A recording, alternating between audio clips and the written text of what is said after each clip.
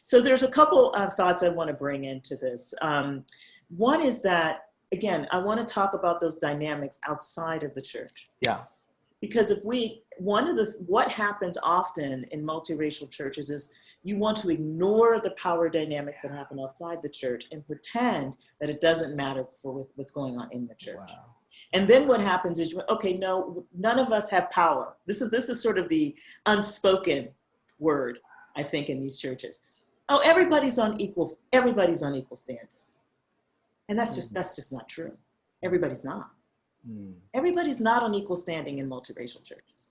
White people have greater power outside the church, and they have it in the church. And I would suggest that one of the key things that multiracial churches have to do is name that immediately and deal with it. Don't pretend it's not there, because it's hurtful to people of color. I'll say that's number one, because whenever you don't name it, whenever you don't speak the truth about a social fact, it will continue to have power in that space. So the first thing is to name it and to acknowledge it, and to talk about how are we going to bring balance to the power imbalance. What are we going to do?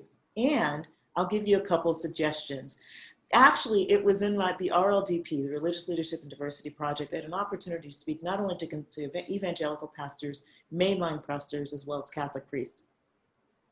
And I will have to say that it was a couple of the Catholic priests that I would say were the ones who were most so structurally aware, most open to talk about issues of structural imbalance, racial imbalance and power, and how they addressed it. And so I'll give you one example. One Catholic priest who is heading a diverse church, he decided that he was going to privilege, to the best that he could, what would we consider Black style of preaching. It was a church that was Black and it was white. And what he did is he said, you know what? He says, I was never taught how to do that. I don't know how to preach like that. A mother of the church, a Black woman of the church, told him, you know, you're preaching too short. Your sermons are too short. You're not getting the message here. And he listened instead of saying, oh, well, I never was taught that, or that's not really biblical, or whatever explanations you can add. He just decided, I'm going to learn.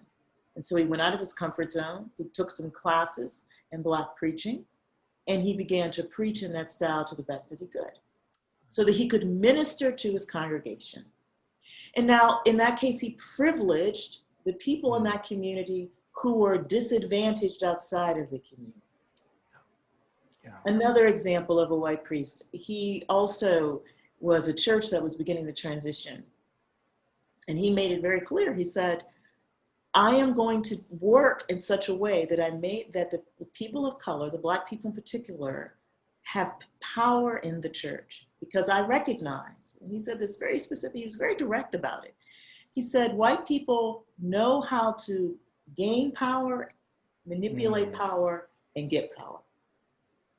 And he said, as a white priest, he's a white man, he recognized it, and he navigated in such a way that he continued to privilege Black lay leaders in the church, to give them power. And I could see that happening in other contexts as well. And a friend and colleague of mine, Dr. Curtis DeYoung, talks about that in his book, Radical Reconciliation, where again, he really lays out a theology about sort of that flipping the script, so to speak, in the church when it comes to power dynamics.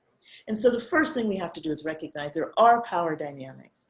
There are power dynamics that are highly racialized, organized by white supremacy. And then what are we going to do to be one in the body of Christ? Is we have to recognize that, and we have to resist that. Wow.